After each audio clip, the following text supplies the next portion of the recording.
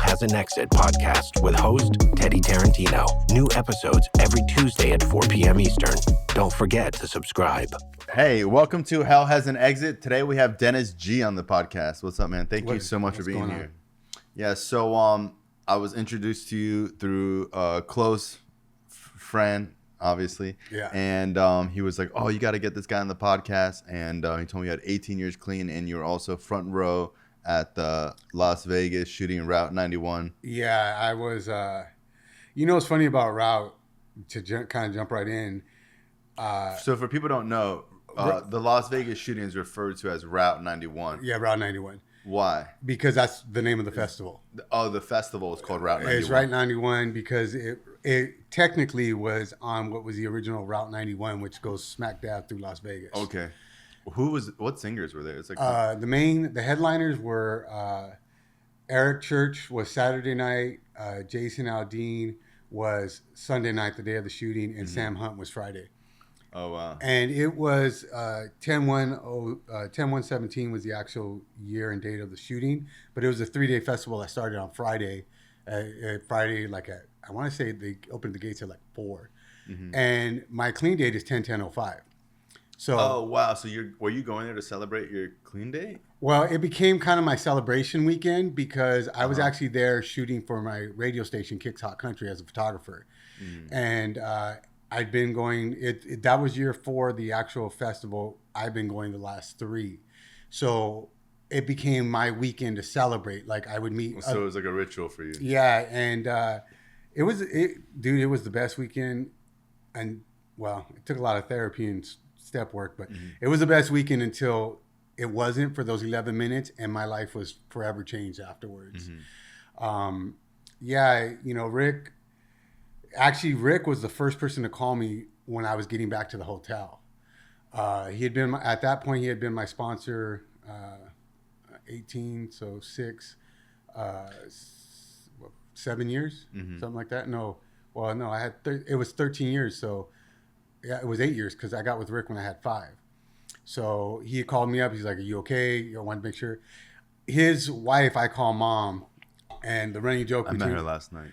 The running joke between our sponsee family, and actually one of my sponsee brothers was here. I said, "Oh, I heard you're the new favorite sponsee." I said, "Don't worry, I'll get that title back." Mm-hmm. He called me up right away because Mom was watching the news, and she's like, "Hey, you need to call Dennis. He was there." Because I had been streaming the whole weekend, like, "Hey, here I'm," And being a photographer, you're not even front row; you're in the pit, and it was crazy, man. You don't realize how serious fight or flight is, especially as a recovering addict, because it's so ingrained in your survival mode. Mm-hmm. But when you're in the middle of literally hellfire, you're just like, what the fuck? And you start saying that prayer, like, God, if you get me out of this one, X, Y, Z. And, forever since that moment, up until now, driving in here, I truly didn't realize how much the rooms have instilled things in me that have carried out and spilled outside of the rooms. I don't know if... Yeah, I understand. It's just like essential things that people are taught, I guess, that aren't addicts, that we have to relearn after we stop that last one. So I just want to go into your story you're trying to go into. So you've also been clean 18 years. And where are you from? Like, what's your story? So I grew up in a city called Rosemead. And, I hung out with the neighborhood kids. And this is in California? Yeah, it's in California, San Gabriel Valley, off of the 10 freeway. And I grew up with the local neighborhood kids. And we, I don't know anybody else, but from elementary school until literally the summer between 5th and 6th grade, there was a group of us that were always together. We were always in the same class. We always were in the same after-school program. It was called Latchy back then. And between the 5th and 6th grade, because we all lived in different parts of this neighborhood, there was different gangs. And when we came into the 6th grade, my best friends were now beefing with each other because they were on different sides of the street. And I was kind of a neutral kid because my sister, who was a gangster by all means, scared the shit out of me and said, if you get involved, I'll kick your ass. And she told all the homies, like, I will have you whacked pretty much. So I could hang out with them, but they would never jump me in. Gotcha. And then she ended up meeting her future husband, who jumped me into his neighborhood without her knowing. Then he told me, hey, if you tell your sister, I'll kill you. Because he was definitely afraid. My sister was batshit crazy at the time. And that was my lifestyle. You know, I kind of dipped my toe in with the homies, but I never got fully involved. My mom, God rest her soul, passed away with 25 years clean. My pops passed away with 27. Wow, both of your parents were clean over 20 years? Yeah. Well, my pops raised me. He's my biological dad still lives in Long Beach, but my pops raised me with 27. My nanny passed away with 52, and my grandfather, I don't even know how much time. And my nanny and my grandpa, my nanny went the church route, and my grandpa just said, okay, well, he called my nanny Faye. He said, well, Faye, baby, you're not, and he just stopped drinking and smoking, not cigars, but they just lived that lifestyle. And my mom was in the rooms, my pops was in the rooms, and you know, one of my most proudest moments was when I had 92 days clean. Well, actually 90 days. I gave my mom my 90-day chip as she was in hospice dying. She said, I knew you'd finally fucking get it. Because I mean, I didn't try to get clean prior to that. I would have bouts of dry spells, so I could kind of regroup and find my next move. And my mom always wanted me to use my powers for good. And it was a hard journey, man. Like, it took, honestly, my mom dying, and I share this, and I don't know if a lot of people understand it, but she was my greatest support and my greatest enabler. And, you know, when I went into treatment, I had just gotten out of California State Prison for the second time. And while I was in prison, now mind you, I'm not gang affiliated. I'm not, you know, I was a street level drug dealer supporting my own habit. And, but I had the gift of gab, like I think most addicts do. Like, that's how we get so far in life and get into some of the situations we do. Because I may not have the credentials, but I could talk my way into any room. And I thought it would be a great idea to be a drug dealer in prison. And in a matter of 4 days, I ran up a $3,000 drug debt, and I had no means to pay. I got in with a group of guys who, you know, they said, "Oh, we'll grab this dope. You help bring it in. We'll sell it. We'll make 5-10 grand each." That sounds like a good idea to me. And needless to say, they were all connected, so they took it to their dorms, and everybody got high on my tab. And come Tuesday morning, I'm like, hey, well, where's the cash? You know, send it to the books, yada, yada, yada. And like, oh, we don't have it. And I had to go to visit the next weekend and tell my mom, hey, you know, if you don't help me pay a $3,000 debt, like literally we sat across the table like this. I don't know if you've been in the penitentiary. I've seen those little orange tables. And she came with her $30 a roll, quarters, and no, you know, sports bra because you can't have underwire, and a pack of cigarettes, even though I wasn't smoking, but I wanted to look cool. Sat down on the table, and like she gave me a hug and a kiss, and I like the first sentence out of my mouth was like, hey, if you don't pay this $3,000 drug debt, or if you're not going to, let me know now so I can go back to the cell, get high with what little I have left, and they'll call you to pick up my body. And to this day, I remember the look on my mom's face, like there was no high, no hey. It was, you either pay this debt or I'm dead next week. And, you know, she broke down crying, and she's like, well, what can we do? And I'm like, I don't know. And she's like, well, ask him. Like, to this day, I'm the only person I know that had a drug debt in prison that had a layaway plan. Because I went back to the yard, and I talked to the big homie, and I said, look, I ran up this debt. This is what happened. And he kind of took a liking to me anyway. He's a workout partner of mine, and you know, he'd been down for a long time. He was a level 4 onto a level 1, worked his way down. And he's like, well, what the fuck were you thinking? And I'm like, well, you know, I thought I'd make some money, you know, da-da-da. And he's like, bro, they saw you from a mile away.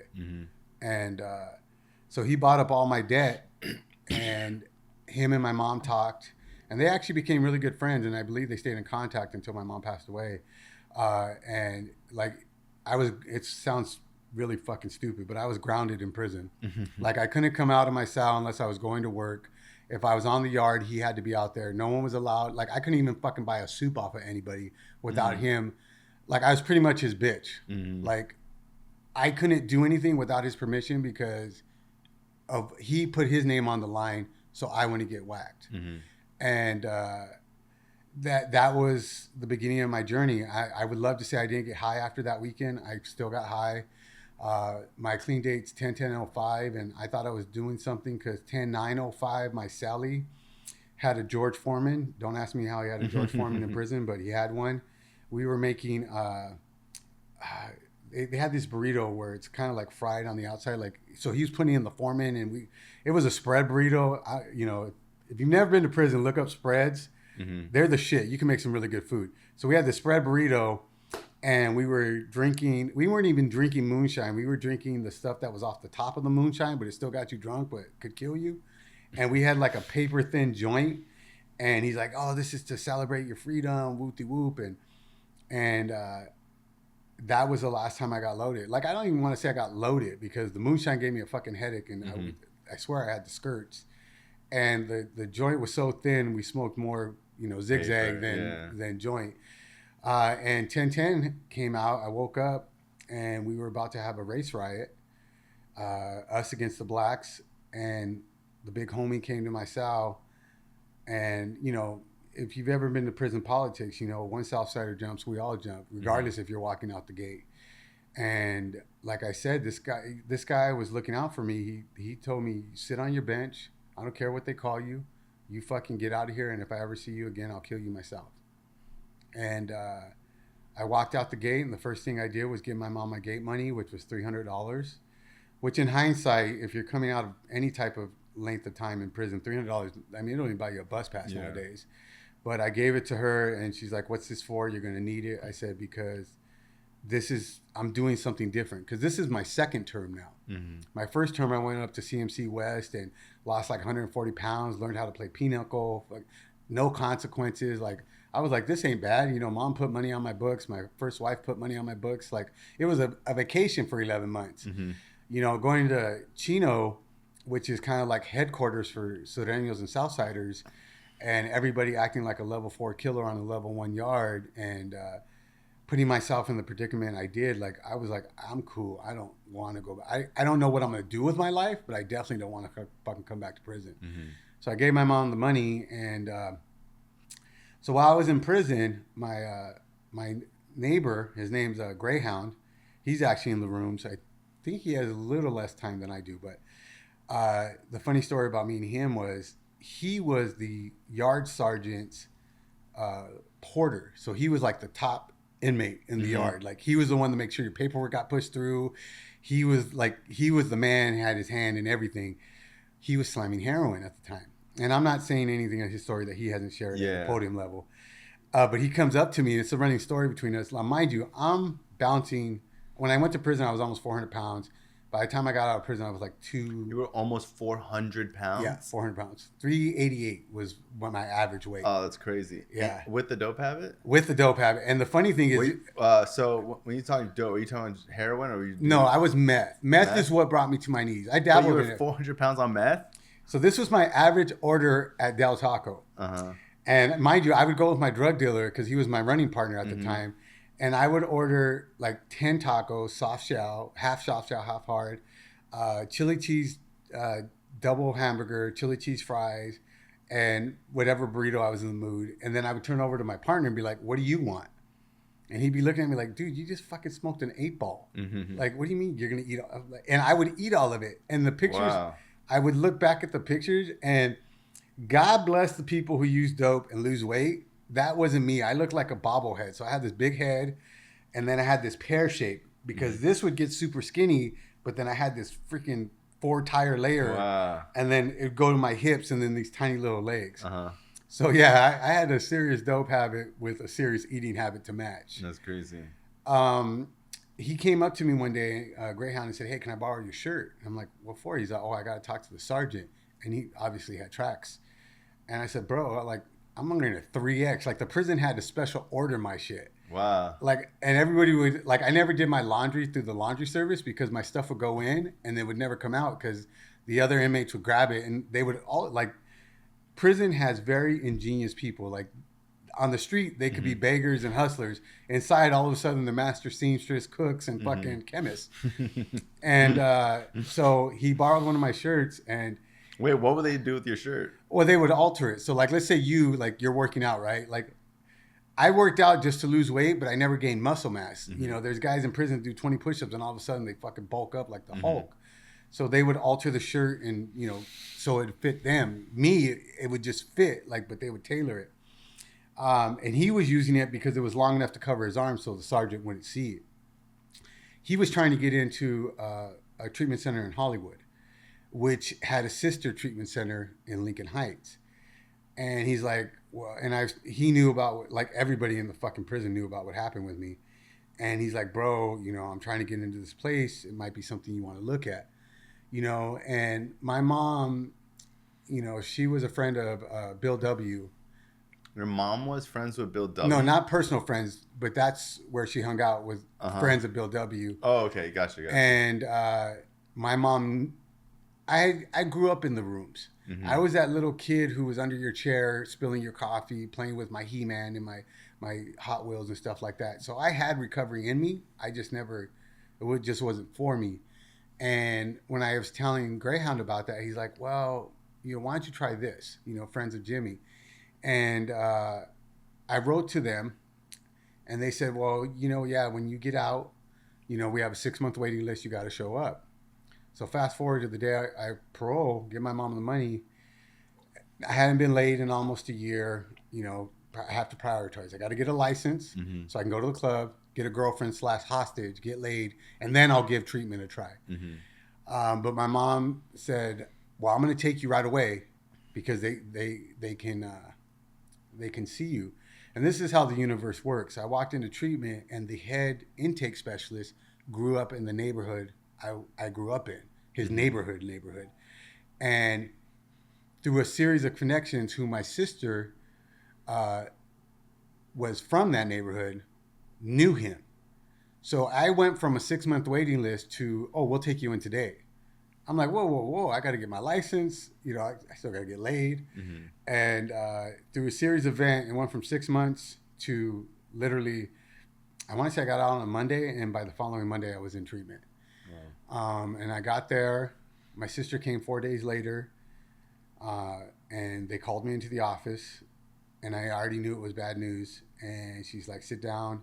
You know, mom went, and they did some tests, and she has cancer. Now, mind you, like I said, my mom died with 25 years, but she was smoking 2 packs a day. You know, she was the kind of person who had a cigarette in her mouth, cigarette in the ashtray, and the cigarette in the other hand, with a cup of coffee and a Diet Pepsi. Or no, Diet Coke. Dad was a Diet Pepsi. And I knew she was sick long before she did, just because of the vibe.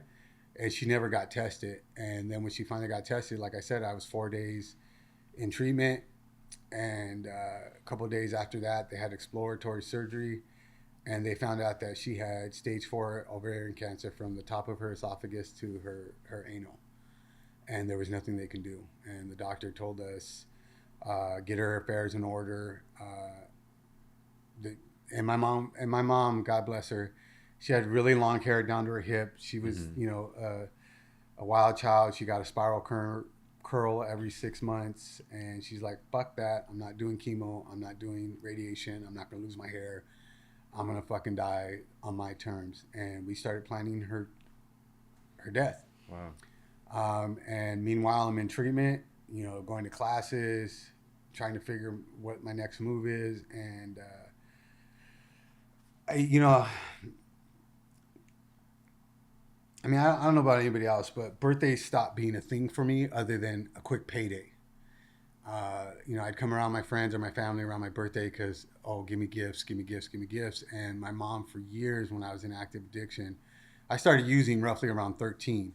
And it was, you know, Strawberry Hills, Boons, alcohol, a little weed here and there. I didn't start hitting the hard stuff till I got into my 20s. And I was manageable. I was able to go to work. I was able to graduate high school. You know, I was able to be out in the world. And in between 21 to 23 is when I started dabbling in designer drugs. Caught my first case for trying to be an ecstasy dealer. That was the CMC West tour, as I like to call it. And then I came out and I got introduced to meth, and that was the match that lit. And it all went out the window. Like, I didn't see my mom for a couple of years other than my birthday. I would always flake at family events. And this particular year, I was in treatment, so she knew where I was at, and she was going through, doctors and stuff, and you could see the cancer eating at her. And if you've ever been around death, there's a smell when the body's decaying, and it was getting worse on my mom. And I remember she was upstairs. I was at the house for her birthday. My roommate, Leslie. And Leslie, if you ever see this video, brother, please reach out to me. I love you. Thank you for being there and part of my journey. She came downstairs because she wasn't feeling well. And she sat on my lap, and they brought a cake out. And they sang happy birthday. She told me how much she loved me. And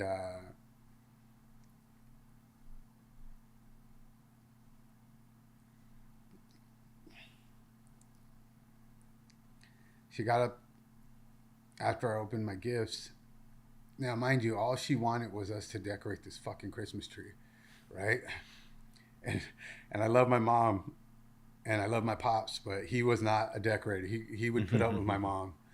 And so me and Leslie went through this box of, I swear there was at least fucking 10 different light strands, and not one light strand worked. So we had like 6 light strands together, and this poor tree was weighed down with way more light strands than it needed. But each light strand had a section that worked.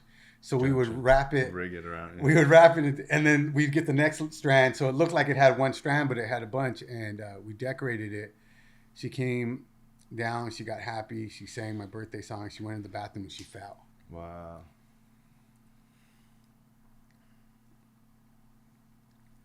And they had one of those bonus doors, and I opened it up, and she was on the floor, and we called 911, and we took her to the hospital. And they're doing a bunch of tests. The doctor comes in and says, okay, well, we don't know what's going on. And she had to go to the bathroom again. And I took her to the bathroom, and I heard a thud. So I opened the door, and my mom's on the floor unconscious, and there's blood everywhere.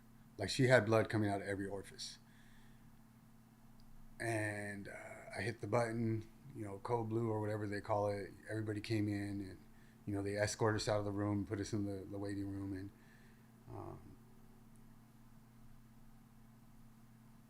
the doctor came out and said that we stabilized her. You guys need to call everybody. Like, you have hours. Mm-hmm. And my mom, she's a stubborn bitch. When she came to, she's like, what happened? She had no idea. And we told her, and she's like, well, what'd they say? And we said, like, they want us to call everybody, Mom. Like, who do you want us to call? And so this is where the universe works out. So I'm in the little room where they have the phone, and I call my parole agent. Now, when I went into treatment, it was not a requirement of my parole. I went on my own free will. I did it because I made a promise to my mom. Mm-hmm. When she had made that arrangement to pay off my debt, she had said the only thing, because I was like, addict talk. Oh, I'll pay you back as soon as I get on my feet. And she said, the only thing I need you to do to pay me back, yeah, if you can pay me back $3,000, great. But the only thing I want you to do is give treatment an honest try. So I call my parole agent. I'm like, hey, just let you know, I'm at this hospital. They told me my mom has a few hours to live. I'm not going back to treatment. All I ask is let me be here till the funeral, and then I'll either turn myself in, which was a lie, or catch me on the run. And he's like, whoa, wait. Mm-hmm. I need you to call the treatment center and talk to so-and-so and let them know. So this treatment center had a set of rules that if you went out on a pass and didn't come back, it didn't matter what the excuse was. You're out. You're out. Your shit's packed up on the porch and put in storage until you come pick it up. So I called my treatment center and I said, hey, we're at this hospital. Come pick up Leslie, because I didn't want him to get violated. My mom's dying. I already called my parole agent. He told me to call you just to let you guys know I'm not coming back. She's like, whoa. You got to call your parole agent back. He told me to tell you once I'm done talking to you, call him back. So this went on for like a good 2 hours. They were bouncing me back off each other. Unknown to me, he was communicating with them, and the manager, president, the head guy at that particular plant or that particular center, as well as the parent center, and then they had a special house meeting because it was a co-ed facility, where they called everybody into the cafeteria and said, "Look, this is what's going on. You know, Dennis is at the hospital with Leslie. His mom is literally gonna die. Like we thought that day. He doesn't want to come back." They took it to the House vote and said, "Would you guys be okay with us making an exception?" Because by this time, I'm almost 90 days clean. I'm, for lack of a better word, I'm a leader in the house. I'm working. I'm checking all the boxes. And so they devised a plan. It's a co-ed where we couldn't talk to the women. Like you would see each other, you know what I mean? Walk by each other. Yeah, like, oh, I don't see you, you know, even though everybody was sneaking into each other's room, like all that madness. But they asked for volunteers, and everybody from staff down volunteered to stay with me in 8-hour shifts as long as it took. So technically, by the bylaws, I was in treatment. Yeah. And I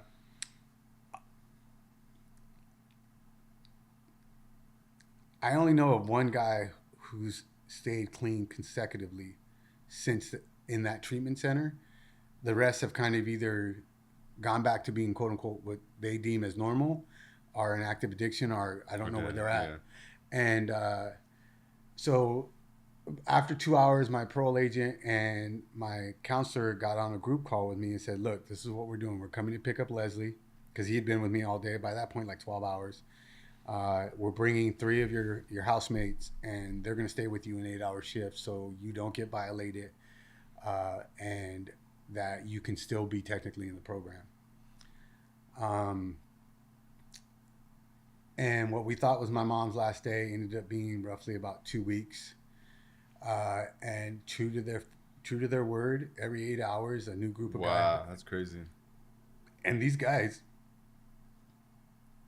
it took us like 3 days to get my mom a room. So we were in ER, and these guys were literally sleeping in the ER with our little brown lunch bags. And we got her at a convalescent home. And I remember on my 90th day, I told my mom, and you know, by this time she was declining. And I said, "Mom, I need a meeting." Like, we were having kind of meetings in the lobby and stuff. And I said, "I need a meeting, Mom." And she's like, "Okay." So I called the treatment center. I said, "Hey, this next round, don't bring anybody. I'm going to come home." Because at this point, you know, I'm institutionalized. I was taking bird bath in my mom's restroom. And like, I wanted a real shower. I needed a real meal. I needed a meeting. And so I went, and if I'm being 100% honest with you and myself, I wanted to get my 90-day chip. It was 90 days. And so I went to a meeting, and I remember getting a call. They called me into the office, and the convalescent home said, "Hey, you need to get back here now. Like, it's time." And I came back, and I gave my mom my 90-day chip, and she's like, "I knew you'd finally fucking get it." And then she proceeded to tell me, "Hey, I want to go outside and smoke a cigarette." Now, by this point, my mom's hooked up to oxygen 24/7. We're in a convalescent home, and they only have a little patio, probably as big as this room, with a little walkway, a little patch of grass, right? I'm like, "All right, Mom, I got to shut the oxygen off." She's like, "Fuck that. I'm going to die without the oxygen." I said, "Well, Mom, you can't be smoking and have oxygen." She's like, "Well, fuck it. At least you and I will go together." Ha, ha, ha, ha. She smokes her cigarette. And I took her back to the room, and she woke up from a dead sleep and said, "My skin's on fire. My skin's on fire." Now, mind you, I'm 90 days clean. Somehow, I am in charge of my mom's medical decisions. Don't ask me how the fuck that happened. But me and my sister had a conversation when this all started. My sister doesn't do well with death as it's happening. But after the person dies, she's like, and I'm the opposite. Once the person's gone, it starts to affect you. Yeah. So we call in the nurse. We had hospice there, and they're like, "Well, it's only going to get worse because the body's literally eating itself and shutting down." So you have to decide. Like, they couldn't do it without me saying Consenting. Put her in a medically induced coma.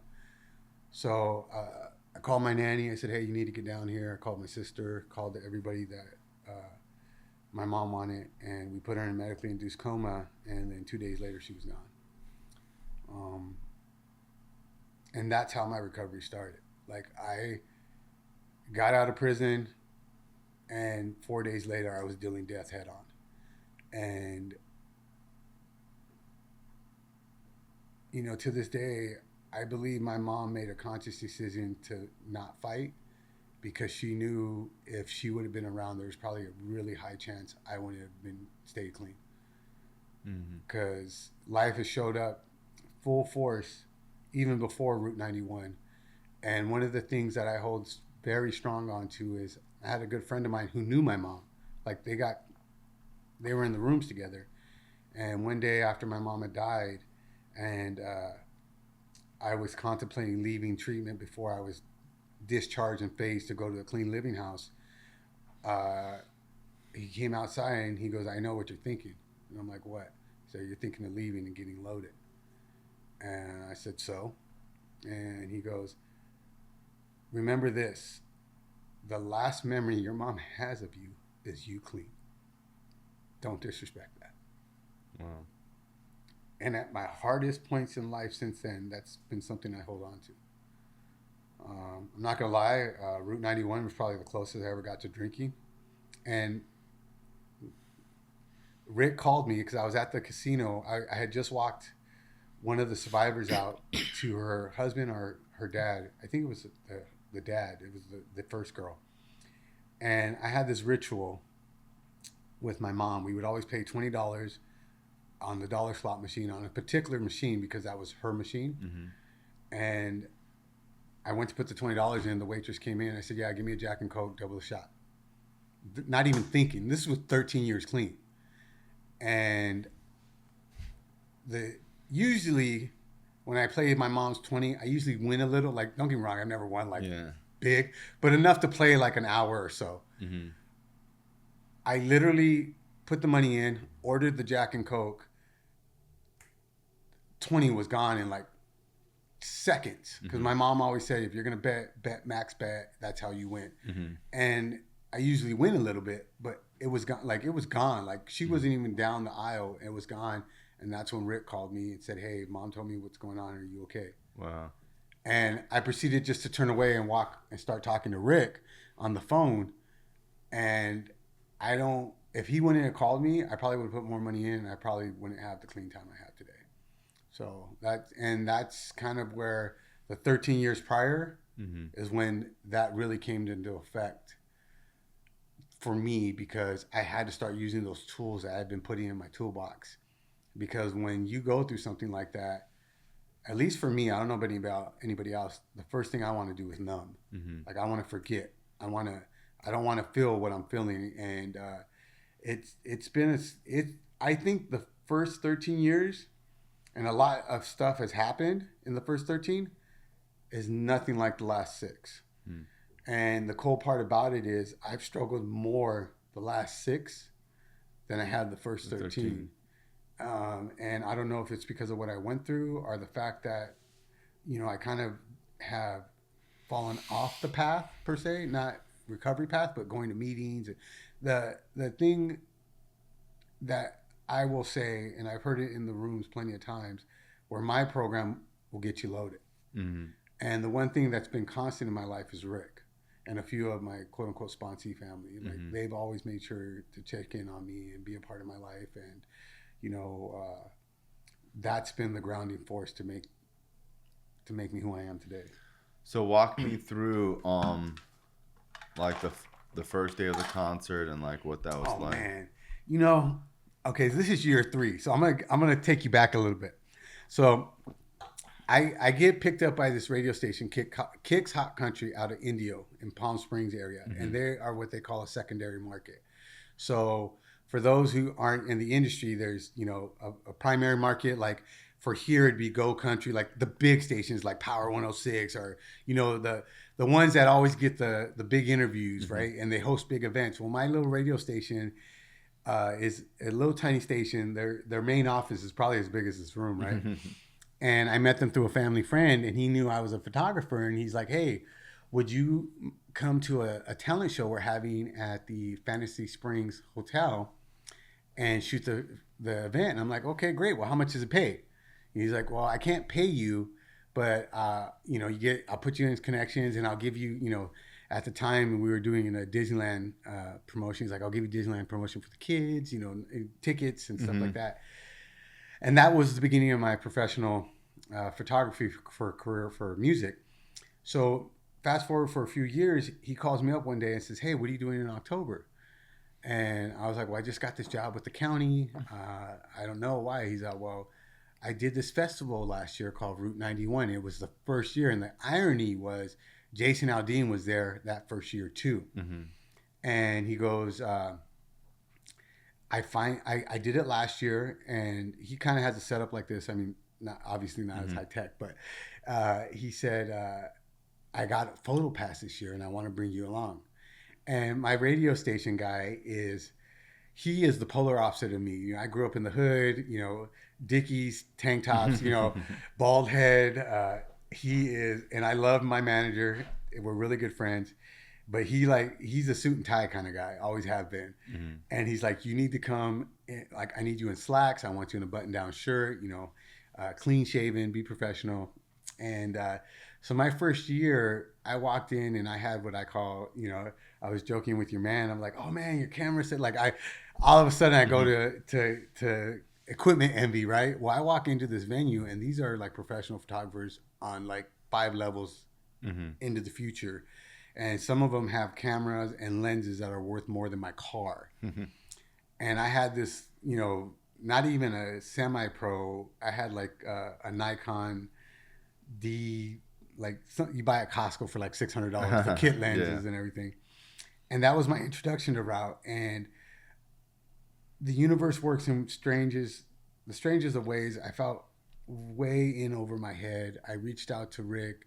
He's like, "Man, you know what you're doing. You take good photos." And, the universe put people in my life that were in the rooms that were there. Like it was a big recovery event. Like you don't realize how many people in recovery were there until after the fact. Wow. Now the community we have. And so by year 3, I was a seasoned vet. Like I had pro camera. I actually I brought one of my wife's cameras too. And I knew the people that worked the venue. I knew, and I was that photographer that got known as a human element photographer because I didn't have the monster lenses or the best equipment per se, but I was get up close and personal. Yeah, if you were there and I caught 4 or 5 proposals throughout the 3 years I was there. First kisses, bromances, everything. What made that event so special, and I still get chills when I talk about it, it's the only event that I was comfortable. I can see it's crazy. Yeah. Only event that I felt comfortable taking my family to. And this was prior to Root. I really don't take my family, my spouse, or my kids to any concert event unless I know the ins and outs. I know who's going to be there, what crew is working. Doesn't happen. But this was one of the events where my wife would come with her best friend. My kids were going to come. My son was just getting out of a boot camp, so he was going to come and get married. My 2 younger ones were coming. And this was the kind of event, if you were there and I stepped on your boot and spilled your beer, you would buy me a beer and be like, "Hey, bro, I'm sorry I was in your way." It was just, it was to this day, I have yet to find a festival that had that type of energy. And going into this weekend, we, by then, this is year 3. We're kind of seasoned vets. We get there on Thursday. We have media briefing. We know, night 1 is off the hook. I always tell people for a photographer, day 1 of any event is yeah, we're here. Day 2 is yeah, let's do this. Day 3, we're fuck, man, let's grab these photos and go home. But I was really excited.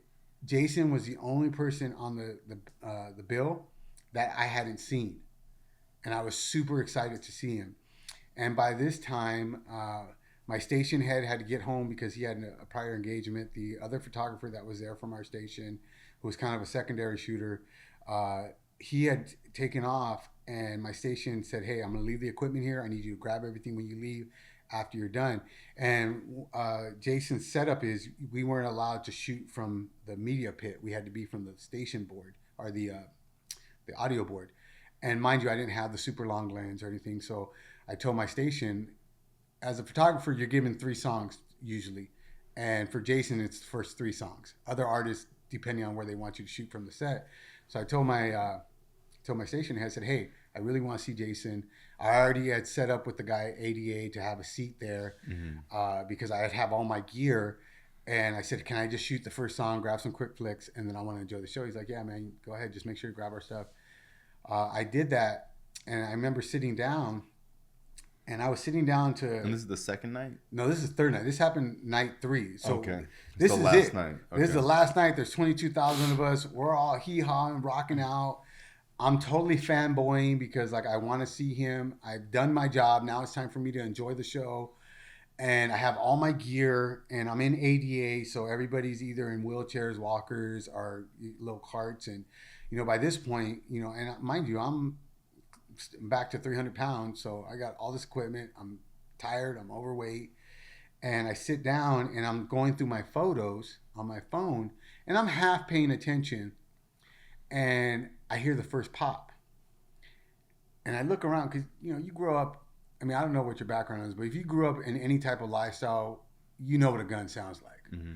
And I turn around to the guy behind me, and it's funny. I remember to this day, he had like this monster farmer build. Mm-hmm. He had overalls on, no shirt, older white gentleman with I call it the hee-haw straw hats. And, we had been rapping, because my seat was literally right in front of him. And I said, "Hey, did you hear that?" He goes, "Yeah." I go, "Does it sound like a gunshot to you?" And he goes, "Yeah." And the lady next to me was like, "Oh no, it's fireworks." So when you're media, they usually let you know when there's a surprise guest, if there's going to be fireworks, pyrotechnics, anything like that, because they know you're trying to catch that shot. And I was like, no, they didn't tell us there are going to be any fireworks at the end of the show. And then we heard pop, pop, pop, pop. And that was when they believe Paddock shot out the window. And I said, "No, that's firework. I mean, that's gunshots." So my first thought is there's someone in the venue. And then that's when it started. That's when there was no denying. He started shooting down into the crowd. It was just, and you know what that sounds like. And everybody, it was fight or flight. Like everybody panicked. Me, the people in ADA, I told everybody get down. Other people were like, get down. And luckily for us, ADA had the metal fencing, like barrier thing. Mm-hmm. And we all hid behind there, and then... Because at this time, you still think it's someone in the crowd, right? Yeah, I still think it's someone. I had no idea it was someone from the MGM until after the fact. Wow. So my gut reaction is there's someone shooting in the crowd. Mm-hmm. So I'm trying to get as flat as possible because I want to make it home. Mm-hmm. And the first volley came. We were all on the ground, and there was a break. Like, it all you heard was screaming, crying, and then it was like dead silence. Like everybody, the gunshot stopped.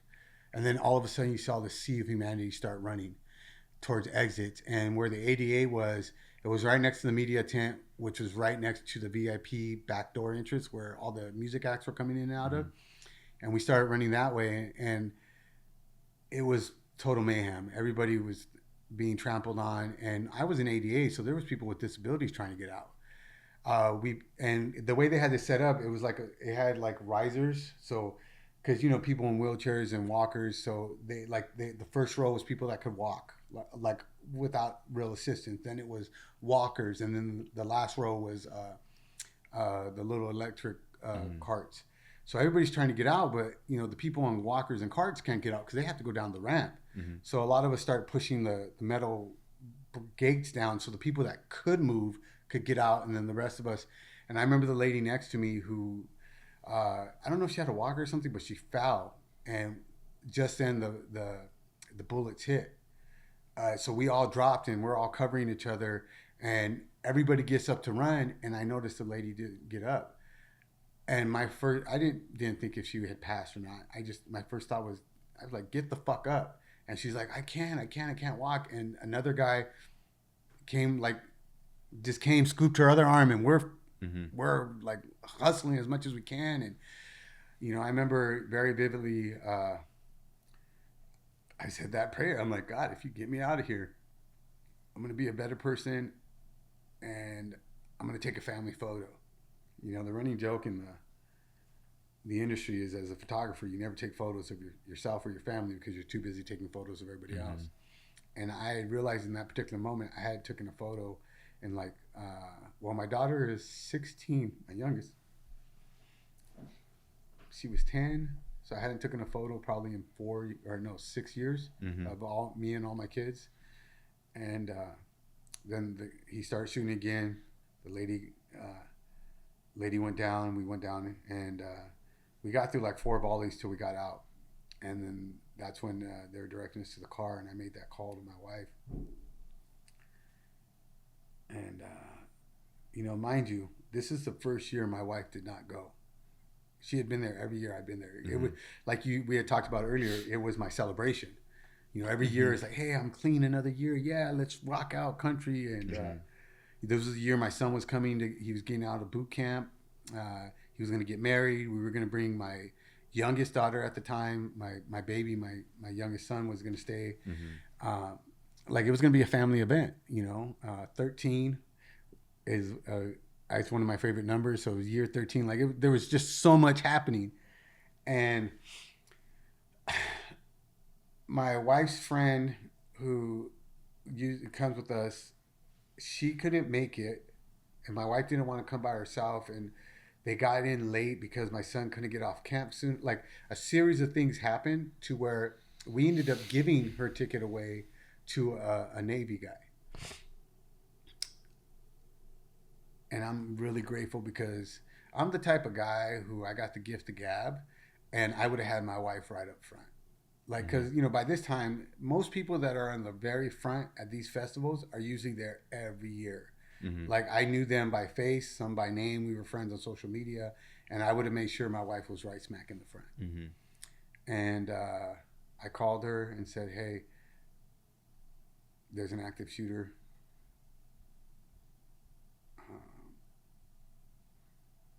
I don't know if I'm going to make it home. And if I don't, I love you. I love my kids. Kiss them. And let them know I'll always be there watching over them. And I hung up the phone. Because she had drove 12 hours to get home and fell asleep. Next call I made was to my son, who's a Marine. And I called him. I said, hey, I want to talk to somebody. I go, there's an active shooter. He's like, fuck you mean he's an active shooter? I said, there's somebody shooting us in the crowd. He's like, get to the fucking car. Like, I got to the car and then I froze. Because he's still shooting at us, and he's shooting into the crowd, into the parking lot. So he's still shooting at the cars? He's shooting at the car. From what we understand, he was trying to shoot at the airport. They had these big gas tanks. So Route 91 Festival Ground was on Las Vegas Boulevard, literally across the street from the Mirage and MGM Grand and the Luxor. There's this huge strip.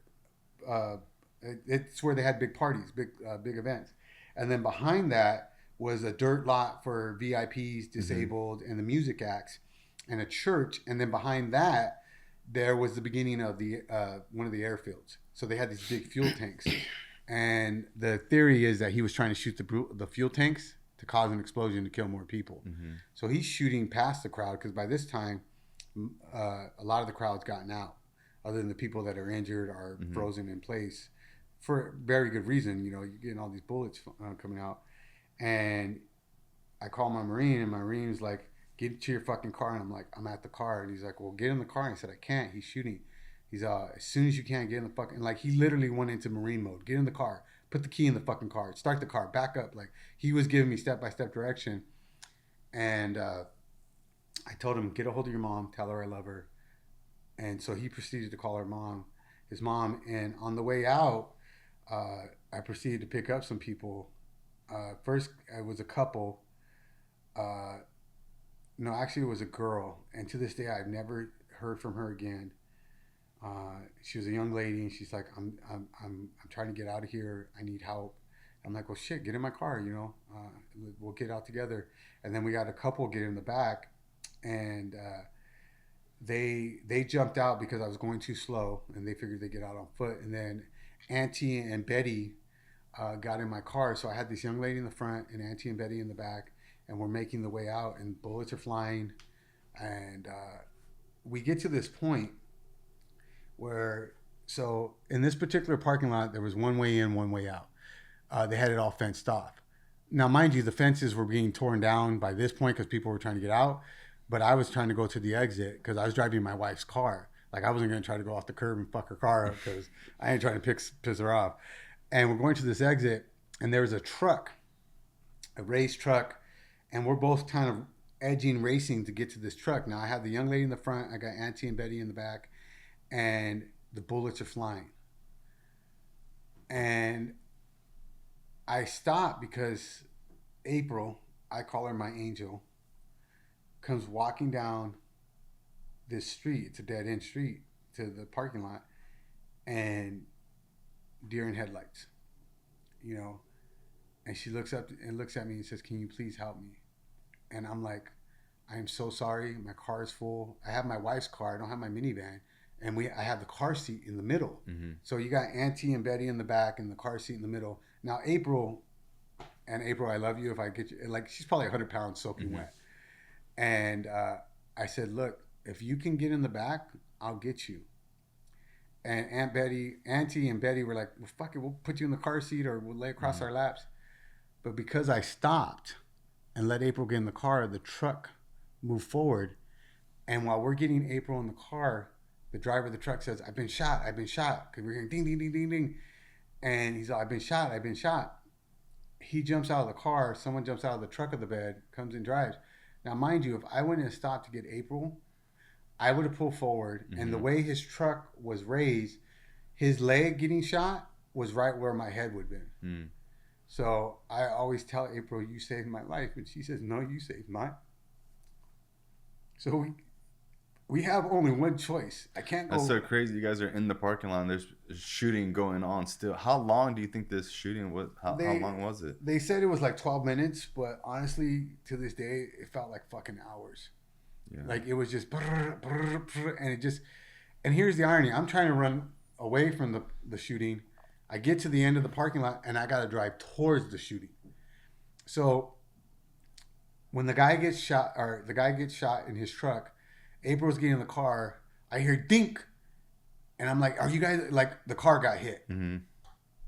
So I'm like, "Are you guys okay? Everybody okay?" I get out of the car, and now in hindsight, it probably wasn't the smartest fucking thing to do, but I get out the car and I'm walking around the car, and the shooting's still happening because I'm paranoid. My wife's car got hit, and fuck, I'm not trying. I'd rather deal with the wrath of the gunman than the wrath of my wife. You know what I mean? You ever been married? It can happen. I walked around the car. I didn't see anything. So we take off, and they're like, "Please don't go that way," because I have to go towards the venue, and it's still happening. And I said, there's only one way out. And I said, God didn't bring us this far to have us die on this fucking side street. And I started quoting scripture, and to this day, I can't tell you what scripture it was, and praying, and just like the Spirit. And I'm not a Bible thumper. I have a spiritual relationship with my higher power, who is not me, and in loving and caring. And I was really leaning into that. So we drive out and we make a right away from the venue, and you just see a sea of humanity. 22,000 people are running for their lives. And I remember pulling into the Hooters parking lot, and I got everybody out of the car. I'm like, "Are you guys okay?" No. And so I'm a photographer. I have a battery charger, and I'm doing live uploads on our social media. So my phone is charged, and everybody else's phone is dead. And they're all freaking out. I'm like, "Are you guys okay?" We walk around the car. We don't see any damage, but I knew the car was hit. And so I gave my phone to everybody. And I said, "Call your people." Now, some people were in the venue. Some people were at home in hotels, and they're all calling. And I'm like, mind you, I'm almost 400 pounds. I got this beard that comes down to, my belly button. I got this crazy mustache. I look like an obvious gang member with prison tattoos. Mm-hmm. And I'm telling these people as they're talking to their husbands, their dads, their children, like, hey, my name is Dennis such and such. I live at this address. Here's my wife's phone number. Here's my license number. This is the car we're driving. We're at this hotel, room number such and such. I'm with radio station such and such. Because I wanted these people, you know, I had their loved ones in their car, and it was all women. Like, I know in my mind, like, if my wife calls me and says, hey, I just got in some car with some random dude, there's a mass shooting. I'm like, what the fuck you doing getting into some, you know, like, so I wanted these people to feel comfortable. So now, mind you, we're driving as far away from the venue. We're like 20 minutes out. I'm praying, and I stopped seeing people in cars, and I said, okay, well, I'm staying at the Strat. And I said, I'm going to go around the long way. And we pull up, and to this day, I'll never forget it. So we pull up, and the valet's full. And we pull up into the parking lot and go up to the South Park. And I had my handicap plaque, and I pull up to the third floor, and I pull up, and there's one spot open. It's a handicap spot. I pull in, and as soon as we pull in, we get out of the car, all of a sudden we hear, and my front tire goes flat. My front tire got hit. Wow. And mind you, we were driving for a good 20, 30 minutes. And I'm not talking like 5-10 miles an hour. Like, we were hauling ass. And literally that tire held till we literally pulled into the parking lot. And we get out the car, I grab all the ladies, and we walk to the hotel. And we go up to my room, and I call up down the front desk. And at this point, no one on the Strip knew, other than if you were there. And I called the hotel, and I said, hey, there was a mass shooting at the Route 91 Festival. And I'm in my room. I have 4 people that are not a part of my room. I'm not telling them to leave. I'm letting you guys know if you need to charge me more, fuck it, whatever's. And they're like, no. And by this point, reports are starting to come in. And they're like, barricade the door. Do not open the door for anybody unless we tell you it's you. And so I had a double occupancy room. So we dismantled one bed, barricaded the door, and we proceeded to, their people started calling back on my phone, and they all got picked up. And the April got picked up second. That young lady, and I can't remember her name, and really bugs me to this day, got picked up. And come to find out, April's husband is a cop. So he even had trouble getting to our hotel because they completely shut down the Strip, the freeway. And Auntie and Betty stayed with me. And then the next morning, we had AAA come out, put the spare on my car and my wife's car, and then we drove to the local tire shop and got the tire fixed. I dropped them off at the Excalibur, and I literally left. And I did a live all the way home, and I was crying, ugly snots. And the funny thing is, Rick, God bless his heart, you know, after the fact, he's like, I should have just flew out there and I could have drove back with you, because I'm doing this live and I'm doing like I'm still running on adrenaline, but I'm like ugly crying, like, and that was day one for me. That's where things changed. You know, I had to go back to work that Tuesday because I was fresh at the county. Like I want to say I was still within my first year. I only had 3 days off, and I used those days so I could go to the festival. And I remember sitting in the parking lot, and all they were talking about was fucking Paddock. Oh, what's this, that. And it took me a lot of years to even say his name. Like, before it was just that guy. And so I took to my social media and said, hey, because as a photographer, when you're at these events, people want their photos that you take. They're like, hey, how do I find these photos? Oh, it's going to be on this website. Or what's your social, you know, link up on, you know, wherever we're linked up at. And so these people were reaching out to me on social media saying, hey, are you okay? Because at this point, I kind of got a rep. Years 3, I was the guy that would get on the barricades where the pit was, and I'd get the crowd all jumping. And, you know, I just, like, people knew me. They knew the look. And they're like, we just want to make sure you were okay. And so I went to my social media and I said, look, fuck that guy. I want you to... I want the world to know that this was the best weekend ever. Because, like, up until this point, up until the 11 minutes, it was the best. I'm telling you, bro, like, I've only come I've only come close to maybe one event since that event that has that magic. And like, it should, to me, it tells me how magical that weekend was, because even 6 years later, even after everything that happened, it's still one of the, if not the best weekend of my life. And I went to social media and I said, hey, if you were there and we have pictures together, or I took a picture of you, or picture anything that was the best time of your life this weekend, tag me, put the hashtag love wins. And we want to show the world what that weekend was about, and not just those 11 minutes. Because I saw people running back into the venue to bring people out. I saw people carrying people out on fucking homemade stretchers, or over their bodies, are protecting people in the middle of the street as bullets are flying down. Like, in the worst humanity ever had to offer me, I saw the best in humanity. And that's when I started this Love Wins movement. And I'm not gonna lie, bro, I probably didn't sleep for the first year.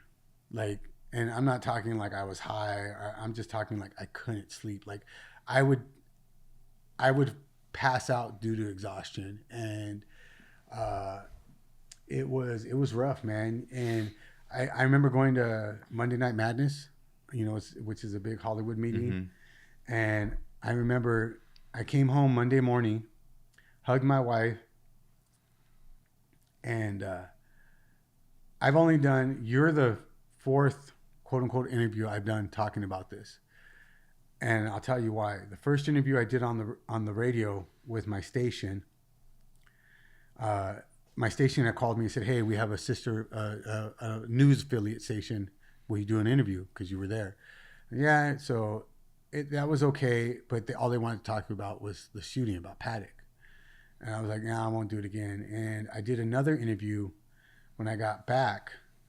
And they talked about my story, talked about recovery, talked about everything. But they turned in a 2-hour interview into like a 90-second clip that was 70 seconds about shooting, showing gory pictures, and then a snippet of what I said. And that happened to be the one that my 10-year-old daughter watched. And she was completely traumatized. She didn't want to go to Vegas for years. And she always got afraid when I had to go, or if anything to do with an event. And so I get home, I hug my wife, we cry, and I said, I got to go to a meeting. And I remember sitting in the back of that meeting. And I can't tell you who shared or anything like that. And they said, anybody have a burning desire?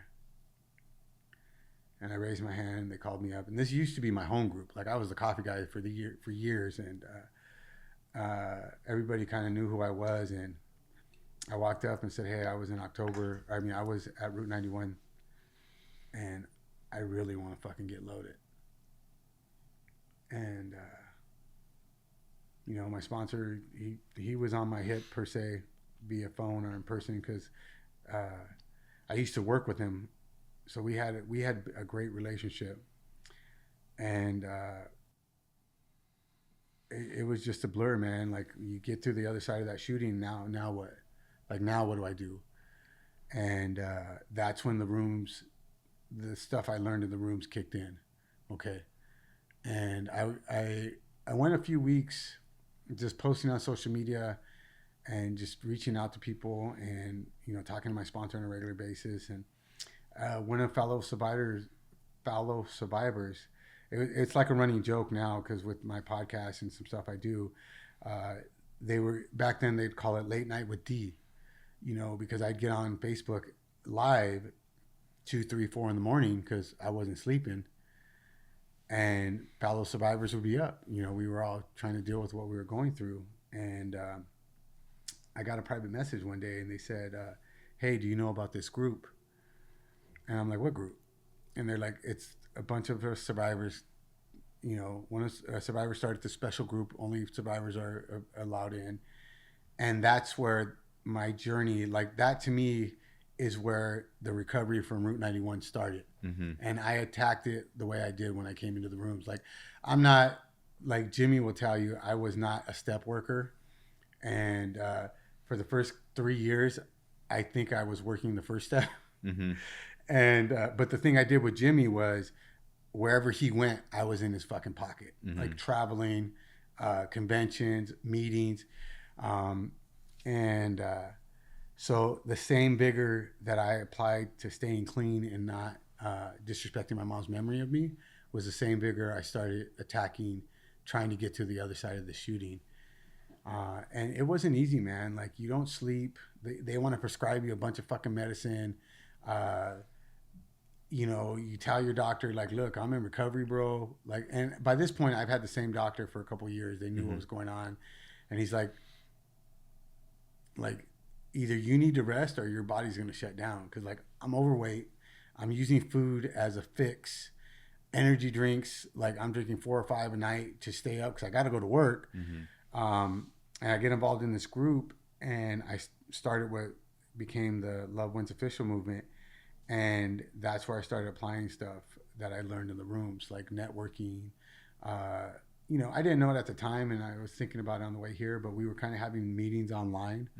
We would get online and we'd start talking. If someone was having a bad moment, we would all kind of chime in. And if we would started going to events, because they started having gatherings right after in safe, smaller venues, like, hey, we're going to do a fundraiser for XYZ and this, that, and the other. Now, mind you, this happened October 1st.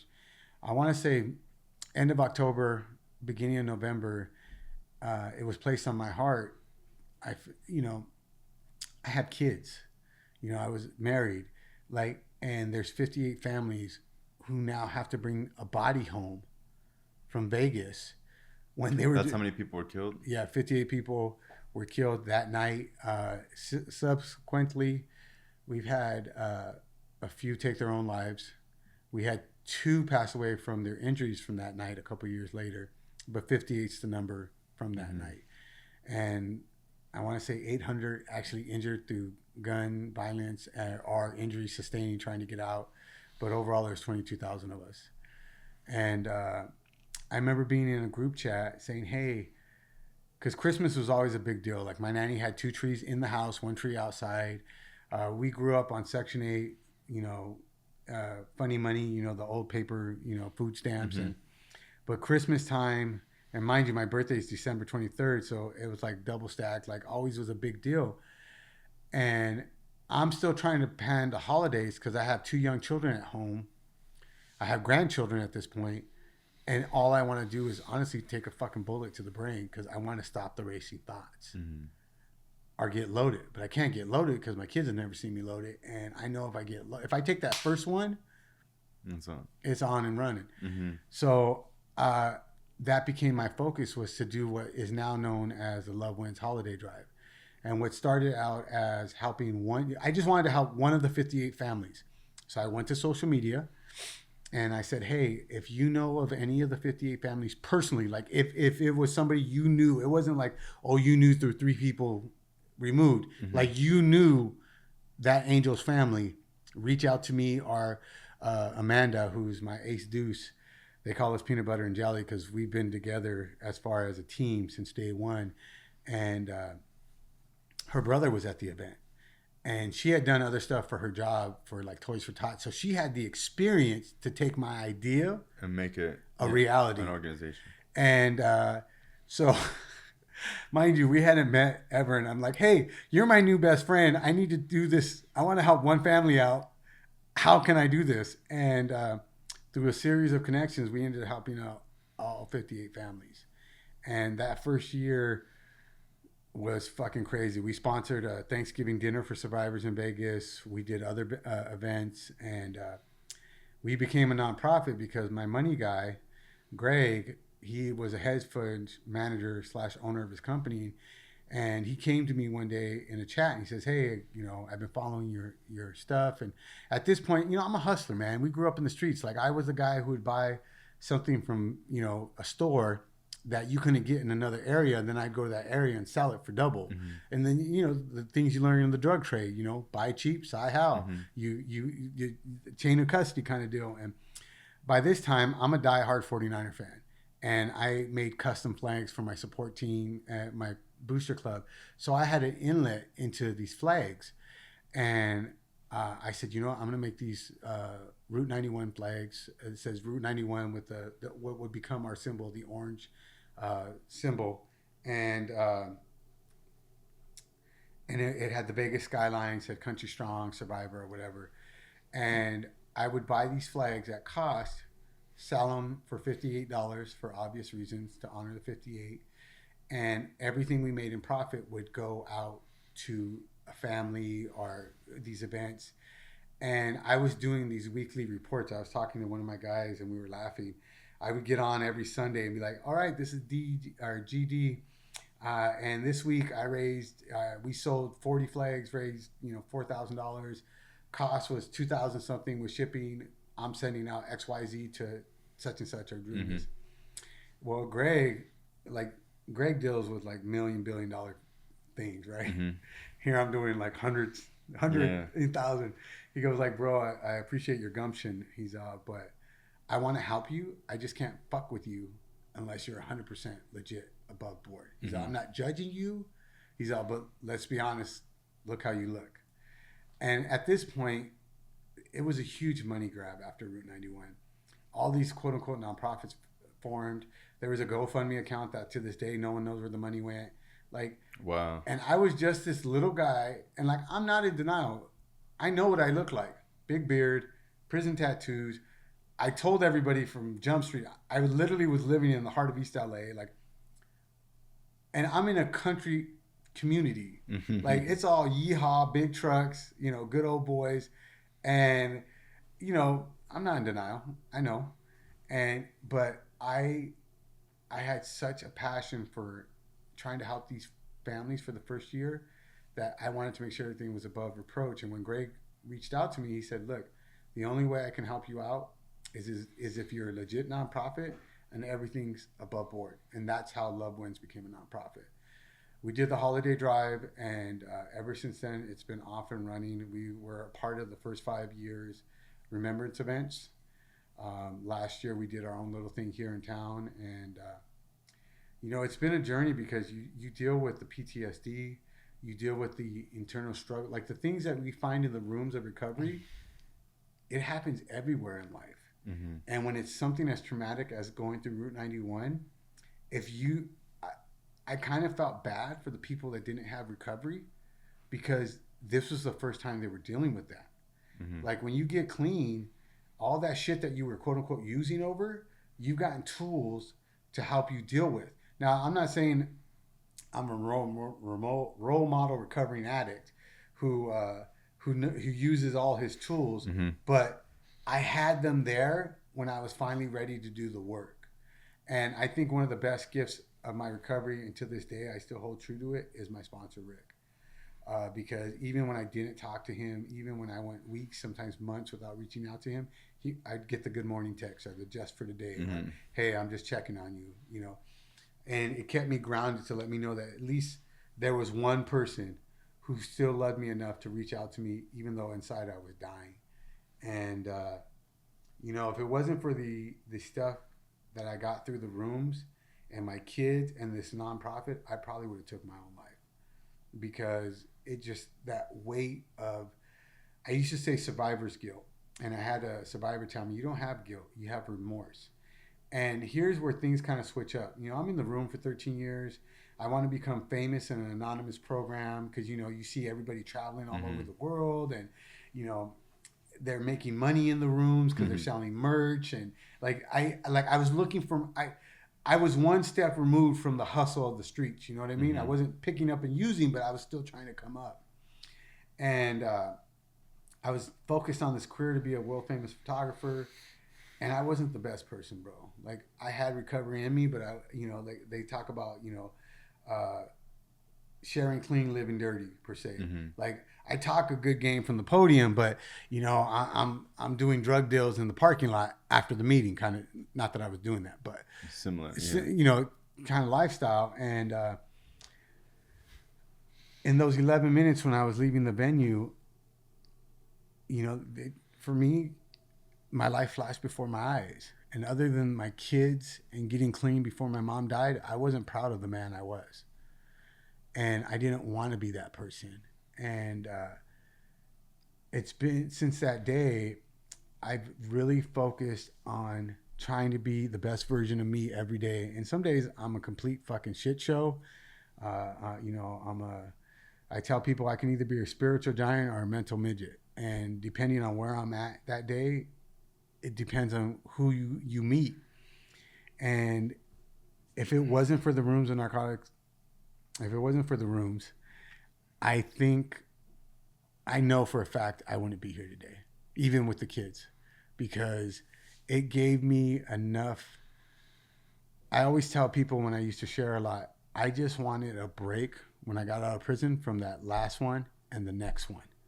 Because in my mind, I was just going into treatment so I could get my mom off my back, get off parole, and then I was off and running. Like I didn't have any illusion that I was going to walk into treatment and be this miracle that everybody talks about. I just needed a break from that last one and the next one, get my mom off my back, and then I would figure out my game plan to start rocking and rolling again. And mom dying, keeping that promise to her, and then Root happening, and all that old baggage that I really didn't work on the first 13 years came to fruition, and I was forced to work on it. And I have to say it's been harder the last 6 than it was the first 13, because you put yourself in positions because you're trying to save the world, and you're not thinking about yourself. You're making sure everybody else gets on the lifeboat and your boat's sinking, and the kicker is you're the one sinking your own fucking boat. And through a series of events, my circle got really small over the last 2 years, and I started focusing more on myself, and I started focusing more on rebuilding my relationship with my sponsor. Our relationship got distant, not because of him, but because of me. And it was funny, as he reached out to me the other day when he actually called me about you, and he said, "Hey, are you okay?" And I said, "Yeah, why?" He said, "Oh, I just watched your TikTok, and I was having a rough day, man. Like I felt like the world was closing in on me. Like things weren't happening quick enough. I wasn't." And I'll talk about walking into you. So for those, you guys can't see, but I brought my vlogging backpack, right? It has my phone, my little mini tripod, these off-brand mics, and I got these 2 little like square lights. I'm a blogger on a budget, right? I walk into the room and you guys have a legit setup, right? I appreciate that. It's I'm gonna take a picture when I leave, because this is gonna be the goal by the time in a year I want to be at this setup, right? So I walk in and I'm sorry, talking in circles. I did this video because I'm trying to do the vlog. We're in the middle of our holiday drive, which is our biggest fundraiser of the year. And we weren't doing, I had just raised only $1,000. And the last couple of years, we've been doing a budget of about 10 to 15,000, and 40 to 50% of that is just the holiday drive. And what that is any of the 58 families, if they ever reach out to me and it's something that me and my nonprofit are doing, they never pay. I don't care what it is. If I have to pay out of my pocket, I don't think any of those families should ever have to pay for anything that's doing or honoring their angel. And that's what the holiday draw started out, was just the 58 families.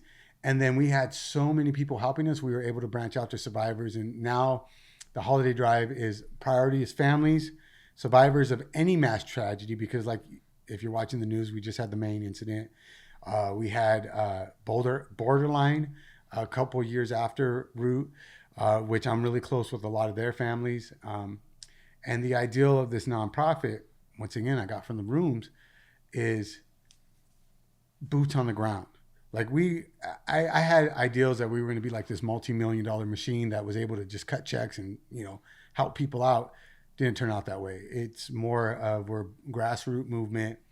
We have a core group of survivors and supporters who always help us. And when something like Maine happens, we're already reaching out to people out there, hey, does anybody have a point of contact with the 18 families? Let them know that they're not alone. We have a support system in place. just like the rooms.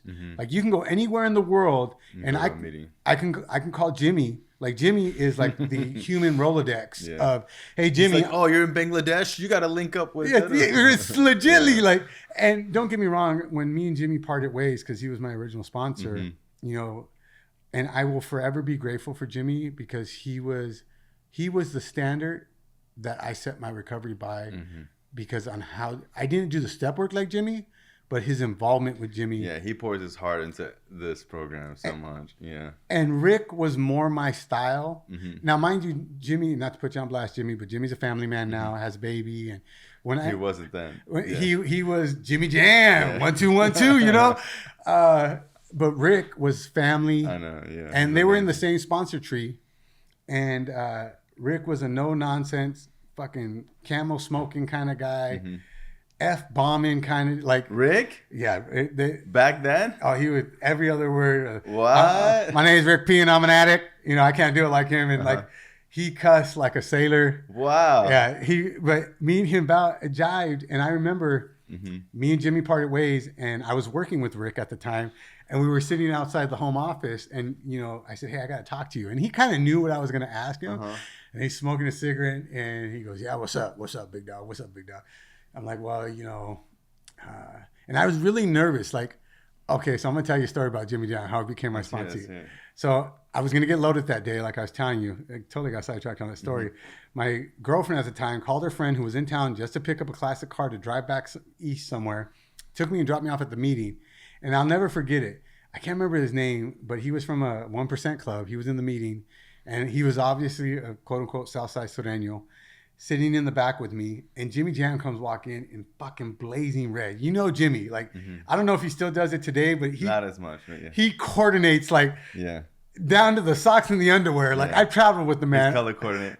I've been to his house. It's super organized. Yes, and this was premarital, so he was always on point. Like Jimmy, you never saw Jimmy without shave, without a fade. Like he was a good advertisement for what living without the use of drugs was about. Like he was the attraction. And I had seen him and I had heard him share, and I was going to ask him to sponsor me when I was in treatment, but the line to meet him after the meeting was like, it was longer than to get into the fucking club. You know what I mean? Like his autograph. Yeah. Like, so he walked in and I remember telling my friend, I said, look, I'm going to ask this guy to be my sponsor. And if he says no, I'm fucking getting loaded.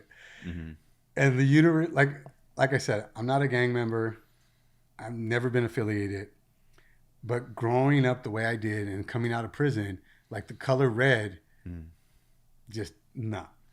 And I'm a 49er fan, which is a very hard fan base to be a part of and not like the color red. So in comes Jimmy walking in full red, and the cherry on the cake was he had a red LA hat, Dodger hat. And I remember talking to this guy. I said, I go, I never thought I'd see the fucking day. He goes, I know, fucking a red Dodger hat. Like a fucking bullshit. He goes, I know.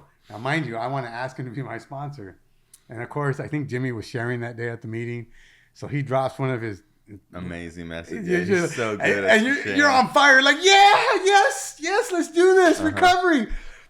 And the line after the meeting to meet Jimmy. Yeah. And he knew I was coming there to ask him something because I forgot how it transpired. And I said, hey, I want to ask you something. And he said, well, come to lunch with us. You know, I'm fresh out of prison. I just started this job. I was doing telemarketing. I didn't have very much money. I was trying to take care of my future wife and our kids. And I didn't have money. And he's like, don't worry about it. You know, pay it forward when you can. So we're eating, and I'm sitting around the table with like legit recovery vets, all double digits. You know, Jimmy at the time, I think had 12 or 13. Like it was with, I want to say Yo Steve was there. Like a lot of the Hollywood heavy hitters, you know, the crew that, you know, the godfathers of recovery, like I used to call them. And, you know, they're all talking about like recovery stuff and I'm all pissed off because I got these fucking key tags with no keys. And I waited till the end of the lunch and I said, hey, would you be my sponsor? And he's like, well, I don't know. I don't have time for, you know, treatment sponsees, you know, because you guys aren't legit, you know. And I wasn't in treatment at the time, but I was at a halfway house. And he's like, well, you know, you're gonna be on trial for 30 days. So I had to call him like every day for 30 days. And, I don't know if he still does that now, but, and I remember I missed one day just purely by, working, taking the bus 4 hours a day. And I called him and said, hey, I'll start over. Please don't fire me. And, I was with him for 5 years, man. And it was some of the best times of my life. Traveling. I remember telling Jimmy when we went to New York the first time, I called him up and said, I can't go. And he's like, why? This is literally the night before. I said, I don't have a passport. He's like, what do you need a passport for? I said, because we're going to New York. He goes, bro, that's in the United States. And I remember laughing. Like he was like he was there the first time I spoke at a convention. Like some of the greatest moments in my recovery, Jimmy was there. And when we broke up, and I say it like that, it was probably one of the hardest things I've ever done. Like we just came to a point in my recovery where our journeys were changing. And if I would have done what I've always done, which is force the issue, I probably would have destroyed whatever friendship we would possibly have in the future.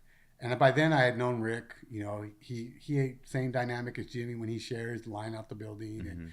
But he was more in tune with where my path was going at that time, which was the family angle and stuff like that. And, Jimmy didn't cuss very much. I don't think Jimmy cusses at all now, but Rick, every other word was F-bomb. And he don't cuss anymore, does he? No, he doesn't cuss. Like he totally flipped the script, but, wow, that's so funny. Yeah, I seen Rick in the pre cussing days, and I asked him, and he's like, well, let me ask my grant sponsor, their sponsor, because the whole family tree thing, and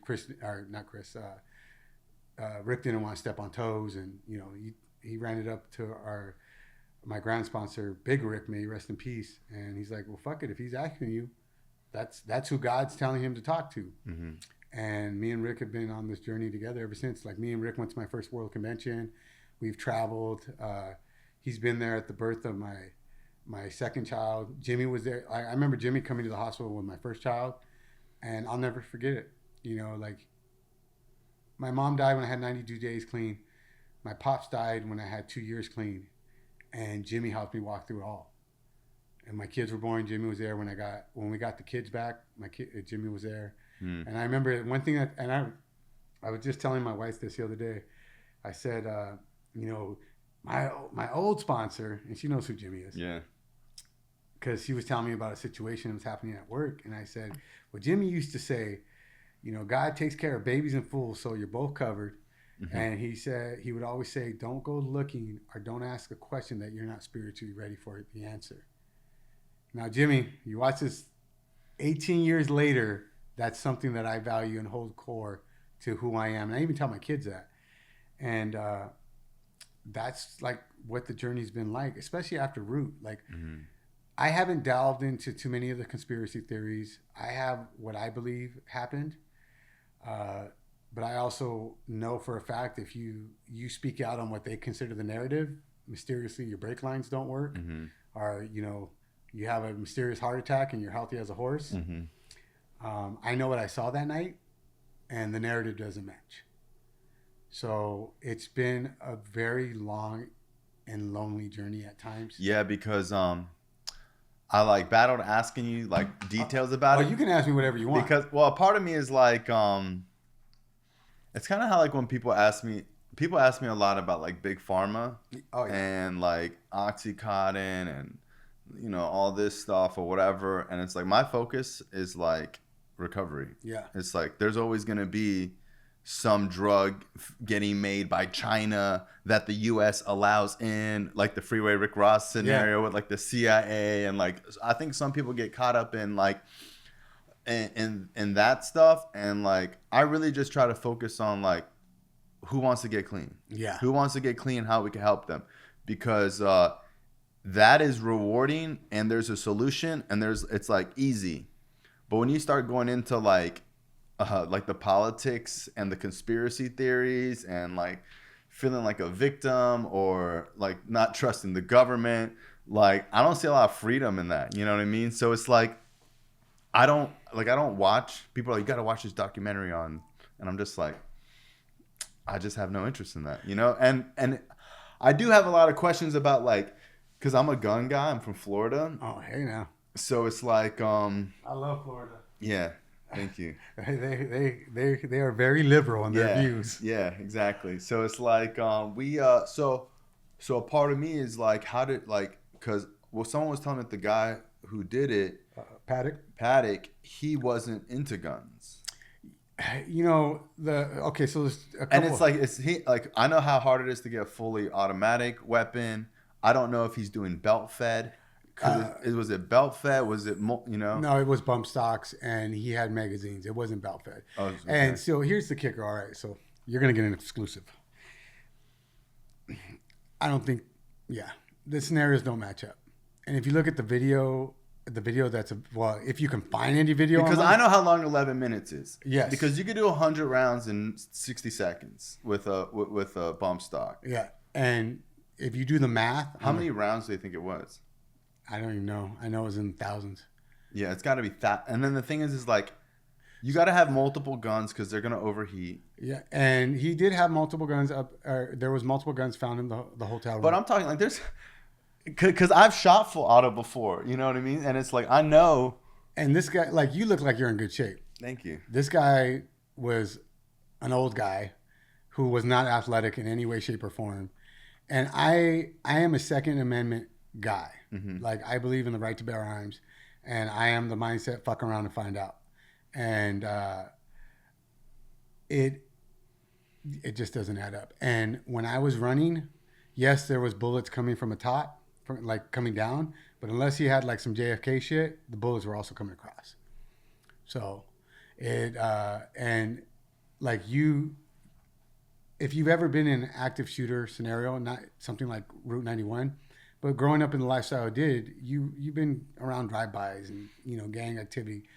You know the way a bullet sounds when it's coming from either above you, front of you, side, and the way things were getting hit, it wasn't just from the sniper's nest, as they call it.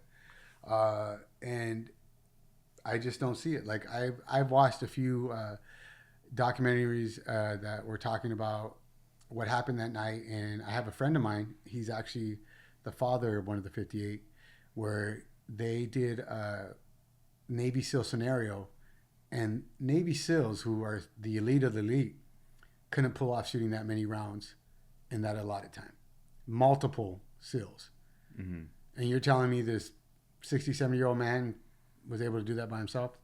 Yeah, and the thing is like, even if you had preloaded magazines and inside,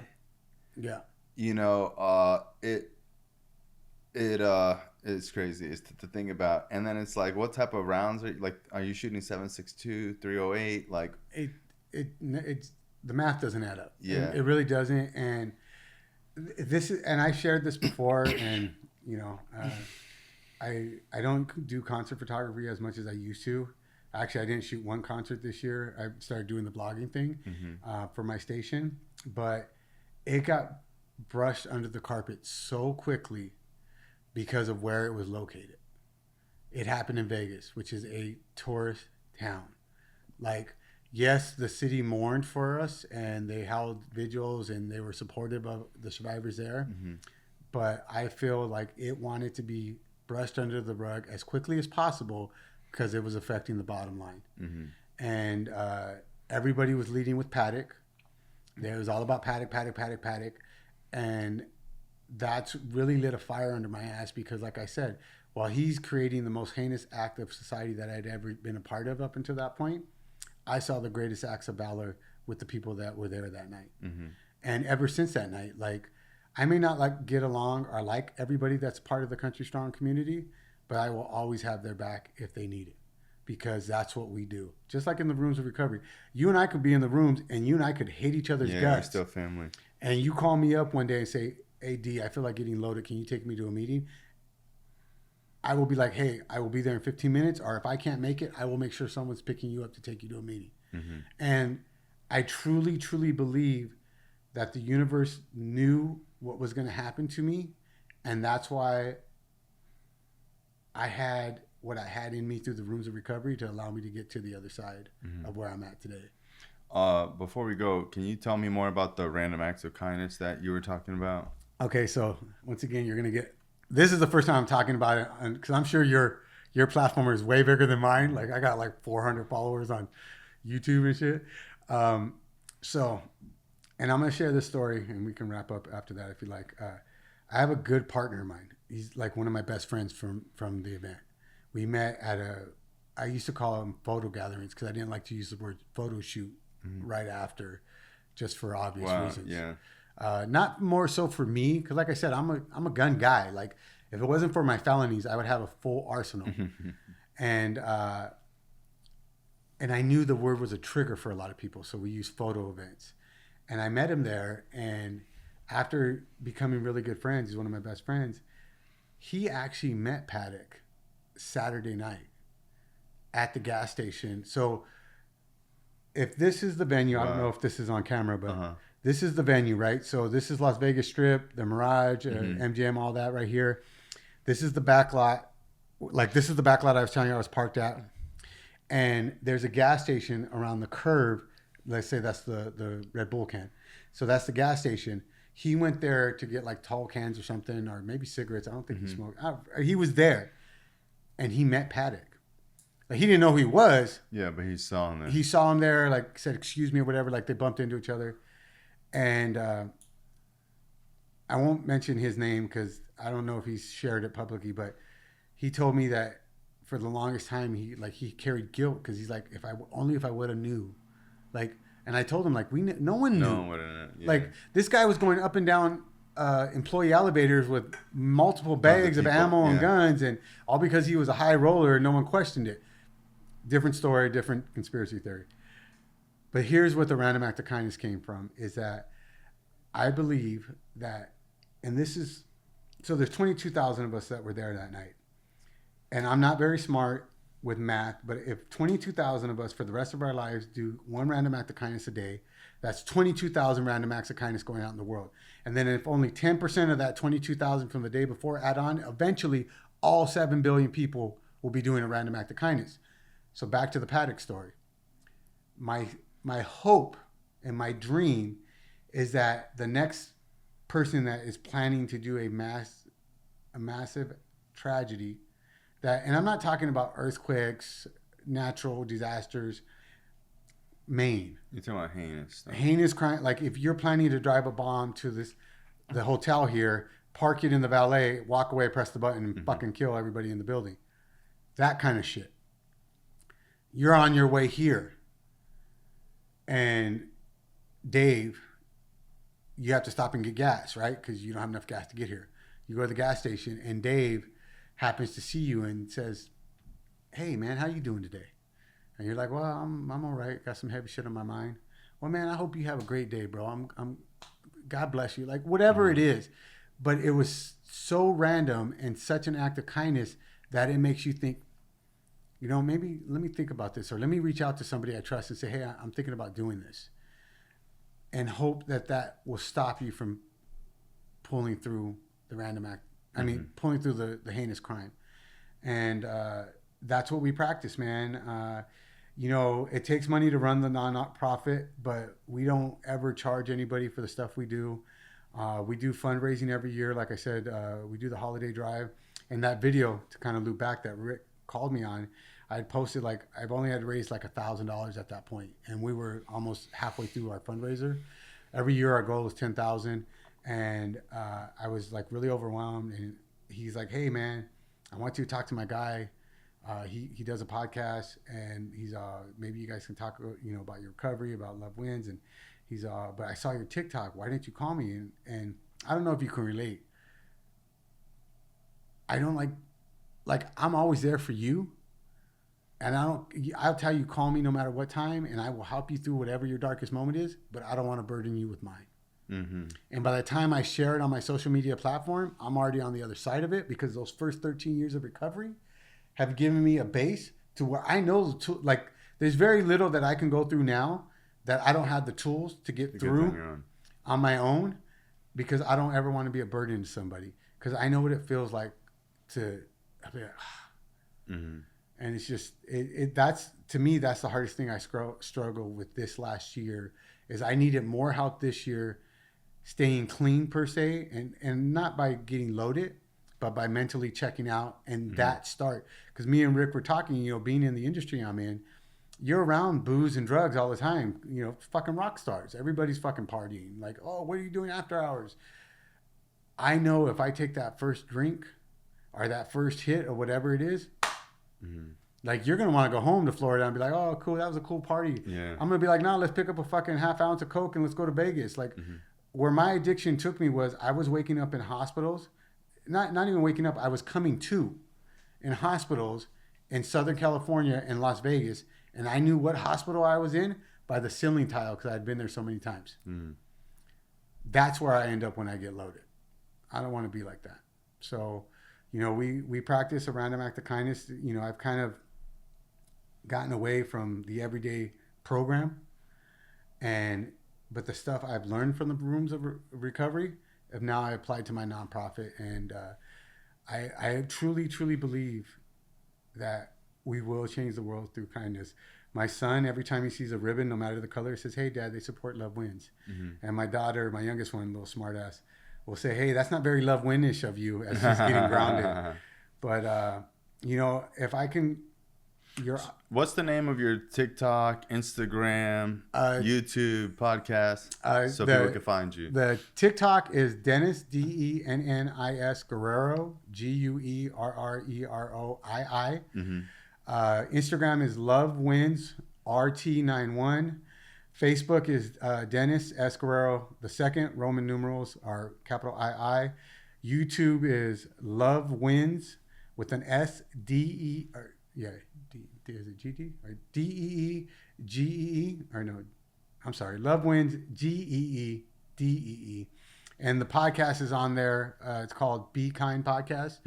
Because like I said, and it's kind of like the mindset of this podcast with you is that I believe no matter where you're at in life, whether you're on the highest of highs or the lowest of lows, you have a special magic of kindness that only you can bring into the world that could potentially change the history of the world.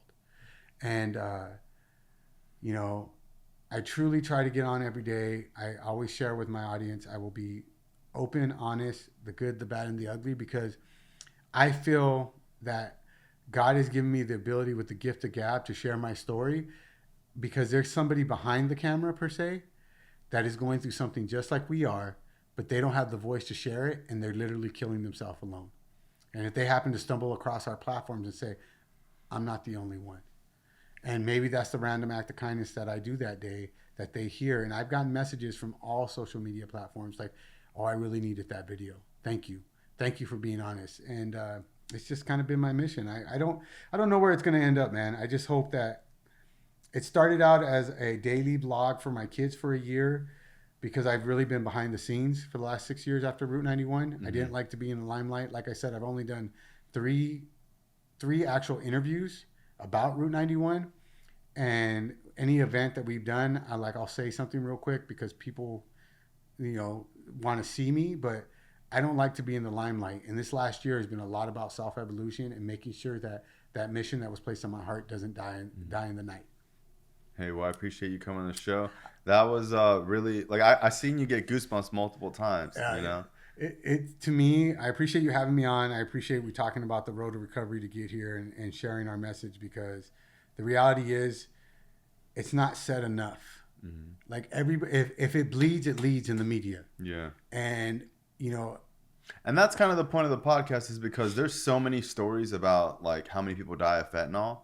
And then there's like people that are like clean, like celebrities or whatever, but not a lot of people explain like a 12-step program or how 12-step programs work or the benefit of them. And then if you like look up any articles, there's a lot of like people bashing 12-step programs. It's a cult, or it doesn't work, or how many people like relapse or whatever. So there's not a lot of positive stuff said about 12-step programs or proof of how many people are clean. Like I have 140 episodes, like 140 stories, like that are out of this world, that people are still clean multiple years, of people I personally know.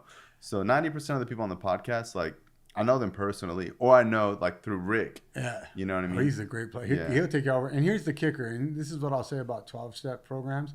They work if you work them. Yeah. Like you could have the blueprint to make $1 zillion, but if you're not willing to put in the work, you're not going to make a fucking penny.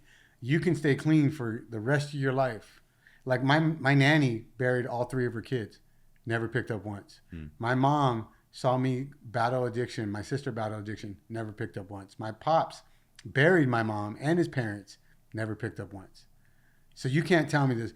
I was sitting there watching my mother die, and every 8 hours, a new group of men, and they would come and sit with me, cry, pray, whatever's. You can't tell me fucking recovery don't work. If you're not willing to do the work and you get loaded, that's your fucking problem. Because I know for a fact the Jimmy Jams, the Yo Steves, the Rick P's, Big Rick who passed away, Thudi, like I know people all over the world in recovery who, if I call at the drop of a dime and say, I want to get loaded today, they will stay on the phone with me until I can get to a meeting. You can't tell me recovery doesn't work. Yeah. Hey, I appreciate you. Thank you so much. I appreciate you guys, man. Thank you. This is cool. Thank you. I appreciate it.